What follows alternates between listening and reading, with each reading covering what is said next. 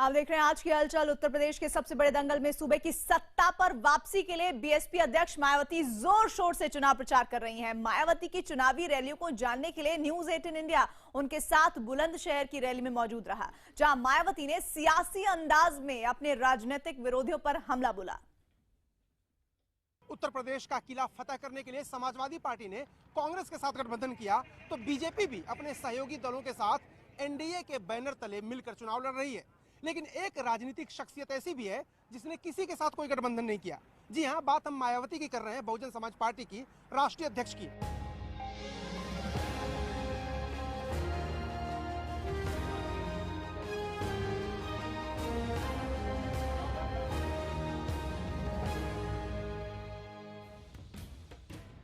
UP के बुलंदशहर में नीले रंग में रंगी इस भीड़ को इंतजार है अपनी बहन जी यानी मायावती का।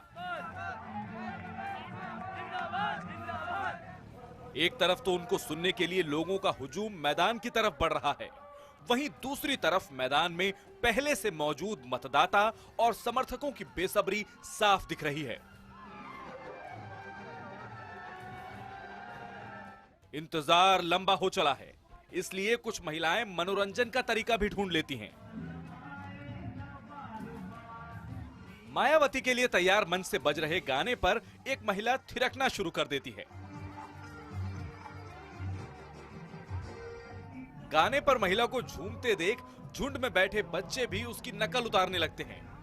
इसके साथ ही आसपास बैठे लोगों के लिए रैली अचानक मेले में तब्दील हो जाती है।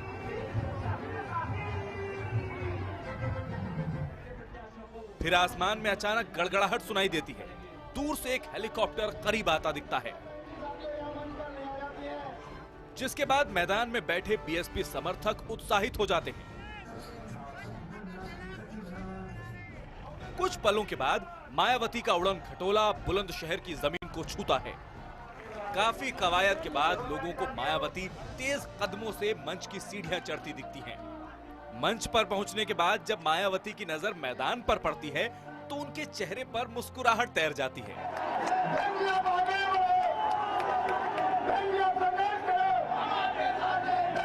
बिना वक्त गवाए मायावती माइक संभाल लेती हैं। उनके भाषण में समाजवादी पार्टी और कांग्रेस गठबंधन की वजह से बढ़ते सियासी खतरे को रोकने की बेचैनी भी दिखती है। इस बार मायावती को अल्पसंख्यक वोट बैंक की अहमियत का अंदाजा है। यहाँ दोनों ही सरकारों की खासकर गरीब, दलित, पिछड़े व अल्पसंख्यक समाज के लोगों के साथ साथ किसान, मजदूर, कर्मचारी व व्यापारी आदि विरोधी गलत नीतियों एवं गलत कार्यकलापों के कारण अब यहाँ प्रदेश की लगभग 22 करोड़ जनता में जो जबरदस्त नाराजगी व आक्रोश व्याप्त है वह किसी से छिपा नहीं है। अब तक अखिलेश की पार्टी को आपराधिक बताने वाली मायावती बीजेपी की तरफ रुख करती हैं। अपने सियासी तीर के सहारे मायावती केंद्र सरकार पर भी निशाने साधती हैं। मोदी सरकार के नोटबंदी के फैसले को मायावती गलत करार देती हैं। इनका ये नोटबंदी का फैसला केवल अपने राजनीतिक स्वार्थ में अपने लोकसभा चुनावी वायदों पर से जनता का ध्यान बांटने के लिए ही लिया गया है। यूपी में अरबों रुपए की लागत से बने स्मारकों की सियासत करने का आरोप झेल रही मायावती के निशाने पर एक बार फिर अखिलेश आ जाते हैं। इस बार वो चुनाव प्रचार में गरीबों का पैसा पानी की तरह बहाने का आरोप लगाती हैं। 11 फरवरी को नाश्ते से पहले वोट करने की ताकीद कर मायावती अपने समर्थकों से विदा ले लेती हैं। उनका उड़न खटोला देखते ही देखते उड़नछू हो जाता है। 40 मिनट के भाषण के दौरान मायावती ने तीर निशाने पर मारा। अल्पसंख्यकों की बात की, क्योंकि पश्चिमी उत्तर प्रदेश में अल्पसंख्यक निर्णायक भूमिका में है। यूपी के सबसे बड़े दंगल में पहले चरण का मतदान 11 फरवरी को होना है और इस चरण में 15 जिलों की 73 सीट पर वोट डाले जाएंगे। बीतते वक्त के साथ पार्टियों ने प्रचार के दौरान जहरीले बोल का सहारा लेना शुरू कर दिया है। हालत यह है कि कुछ पार्टियों ने तो भड़काऊ बोल बोलने वाले नेताओं को ही अपना उम्मीदवार बना दिया है। न्यूज 18 इंडिया ने इन नेताओं और इलाके की जनता के बीच जाकर जमीनी हकीकत जानी।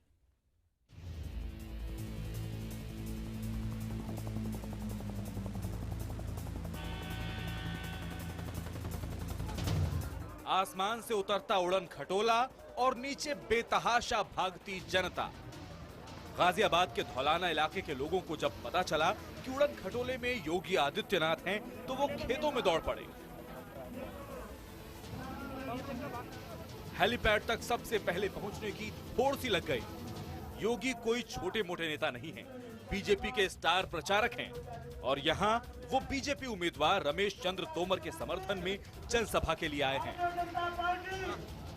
दरअसल योगी आदित्यनाथ यहाँ पर पश्चिमी उत्तर प्रदेश में उनकी सभा की शुरुआत करके बीजेपी यही जताना यहाँ से चाहती है कि किस तरीके से वो जोरदार ढंग से चुनाव अभियान का आगाज यहाँ पर कर रही है।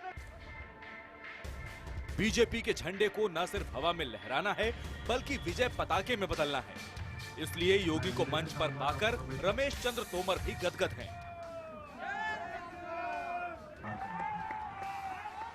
पूर्वांचल के कद्दावर नेता योगी आदित्यनाथ पश्चिमी यूपी में इसलिए हैं क्योंकि धौलाना राजपूत बहुल इलाका है और यहाँ पर लोगों को योगी से बेहद उम्मीदें हैं।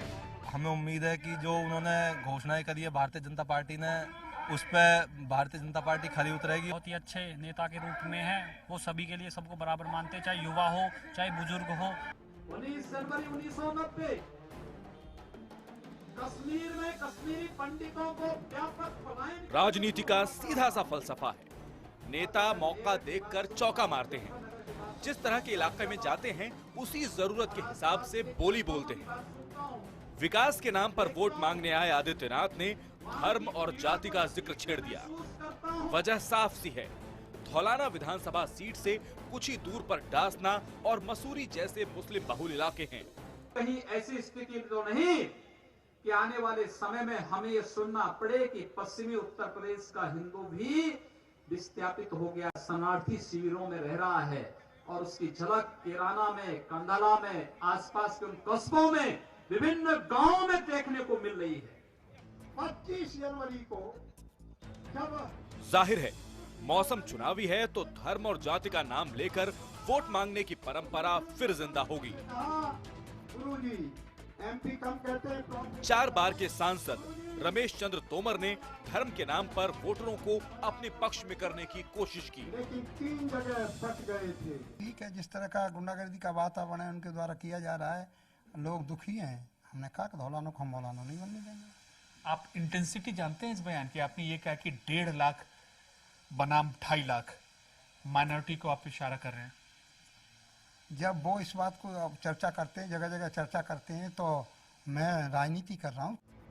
तोमर की ऐसी भाषा के लिए चुनाव आयोग ने भड़काऊ भाषण देने का केस दर्ज करने का आदेश दिया, मगर नेताओं को शायद इससे फर्क नहीं पड़ता क्योंकि सुप्रीम कोर्ट के धर्म और जाति के नाम पर वोट मांगने को गैर कानूनी ठहराने के बावजूद नेता बाज नहीं आ रहे। नेता चाहे किसी भी पार्टी का हो, हाल यही है। गाजियाबाद पार करते ही अगला बड़ा जिला है मेरठ। यहाँ मेरठ दक्षिण विधानसभा सीट से बीएसपी के उम्मीदवार हैं हाजी याकूब कुरैशी। यहाँ एक जनसभा में कह दिया कि अगर इस बार वोट देने से चूके तो मुमकिन है ये हिंदुस्तान का आखिरी चुनाव हो। इस मामले में पुलिस ने उनके खिलाफ केस दर्ज कर लिया है। सवाल यह है कि नेताओं के जहरीले बोल से वोटरों पर कितना असर पड़ता है। न्यूज 18 इंडिया पर पश्चिमी उत्तर प्रदेश के कुछ युवाओं ने साफ तौर पर कहा कि ऐसी जहरीली बोली समाज को बांटने वाली है। जो सांप्रदायिक माहौल है ये यहाँ नहीं चल पाएगा और यहाँ ना कोई ऐसी बात होनी है। भाई साहब यहाँ तो मिलजुल कर रहते हैं सब, यहाँ कोई ऐसा मामला नहीं है। राजनीति में अच्छा और बुरा कौन है ये जनता का वोट तय करेगा, मगर नेताओं के बिगड़े बोल ने पश्चिमी यूपी के चुनाव का तेवर जरूर तय कर दिया है। और सबसे बड़ी दंगल में शुगर बेल्ट की चर्चा सबसे ज्यादा है। मुजफ्फरनगर, शामली, बागपत और हाल ही में पलायन की खबरों की वजह से सबसे ज्यादा चर्चा में आए कैराना। ये देश की राजधानी से जितना करीब है, विकास से उतना ही दूर है।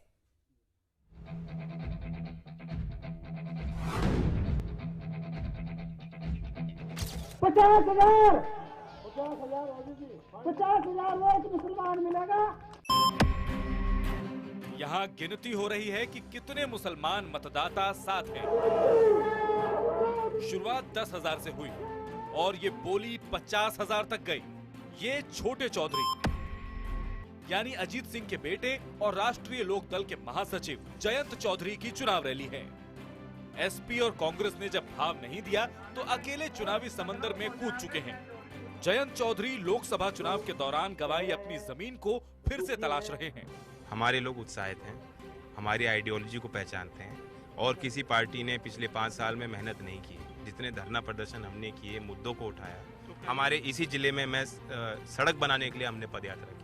कहीं न कहीं आपको लगता है कि अजीत सिंह जी का वो मूव था जो लखनऊ गए थे, क्या सही था, एक राजनीतिक गलती थी? नहीं, मैं गलती नहीं कहूँगा, ये उनकी नैतिकता थी।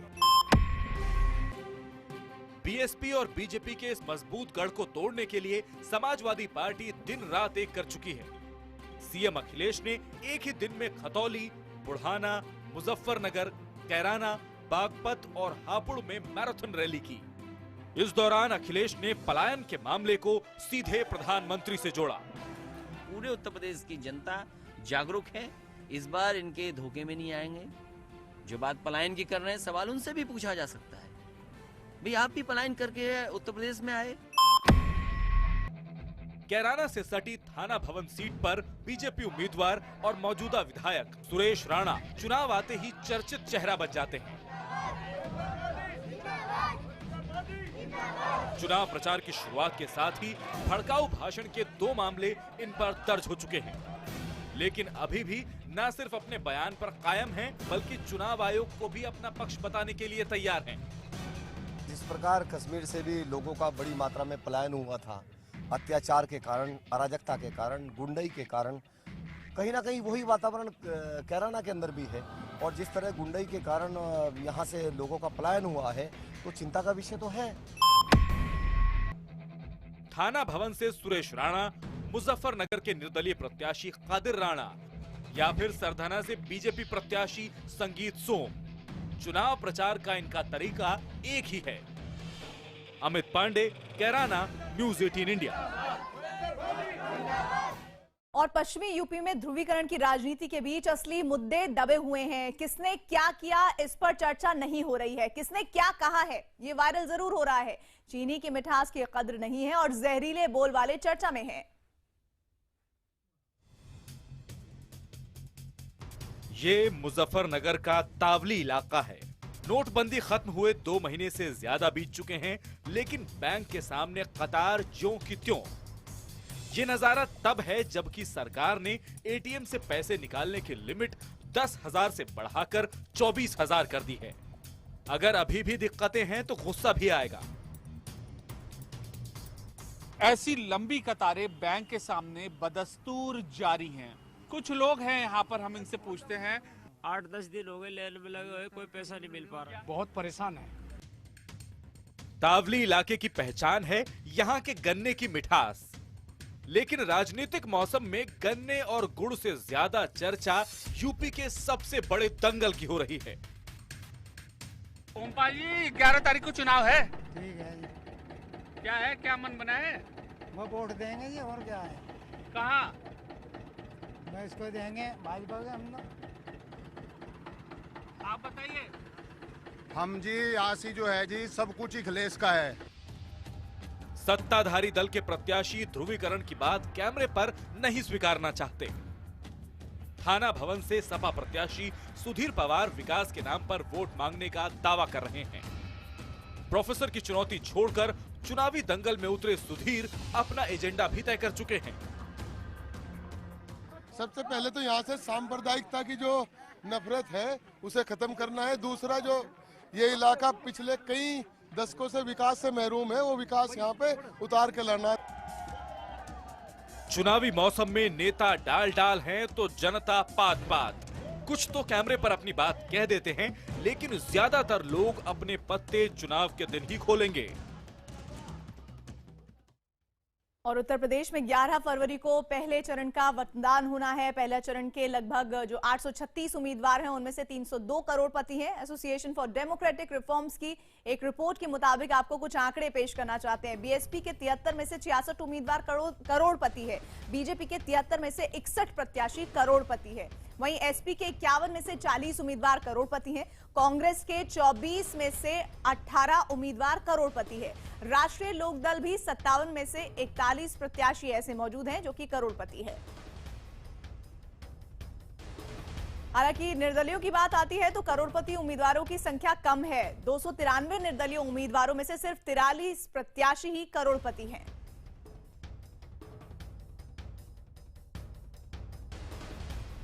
सबसे बड़ा दंगल में राहुल ने पश्चिमी यूपी के शामली में चुनाव रैली की है। कांग्रेस उपाध्यक्ष राहुल गांधी ने एक तरफ जहां मुख्यमंत्री अखिलेश यादव की जमकर तारीफ की है तो वहीं पीएम मोदी पर जमकर निशाना साधा। अखिलेश ने अच्छा काम किया,